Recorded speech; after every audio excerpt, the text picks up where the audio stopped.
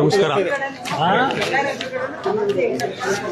ನಿಮ್ಮ ಸಮಸ್ಯೆ ಹೇಳೇ ಇಲ್ವಲ್ಲ. ಅದನ್ನೇ ಸರ್ ಎಲ್ಲ ಎದುರುಗಡೆ ಹೇಳಬೇಡ, ಈ ಸಮಸ್ಯೆ ನೀವು ಇಬ್ಬರು ಇದ್ದಾಗಲೇ ಹೇಳ್ಬೇಕು ಅಂತ.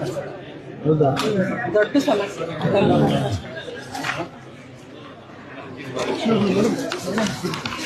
ಸರ್ ಹಂಗೆ ಹೊರಟೋಗ್ಬಿಟ್ರೆ ಹೆಂಗೆ ಸರ್? ನಾವು ಅರ್ಜಿ ಕೊಡಕ್ ಬಂದ್ಮೇಲೆ ಹಿಂಗ್ ಹೋದ್ರೆ ಹೆಂಗೆ? ನಾವು ಕಾಯ್ತಾ ಇದೀವಿ ಸ್ವಾಮಿ. ಏನ್ ಮಾತಾಡ್ತೀಯ? ನಾವು ಕಾಯ್ತಾ ಇದೀವಿ ಸರ್. ಇಲ್ಲ ಬಾಳಗಿಂತ ಅಂದ್ರೆ ಕೊಡು, ಯಾರು ಬೇಡ ಅಂತ ತಗೊಳ್ಳಿ ಸರ್.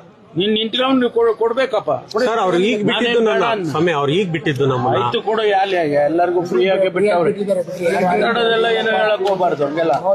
ಹಂಗಾದ್ರೆ ನಾವು ಕೊಡೋದು ವೇಸ್ಟ್ ಸರ್. ಹಂಗಾರೆ ನೀನ್ ಕೊಡಬೇಡ ಅಂತ ತೆಗಿಯೋ ಕ್ಯಾಮ್ರಾನ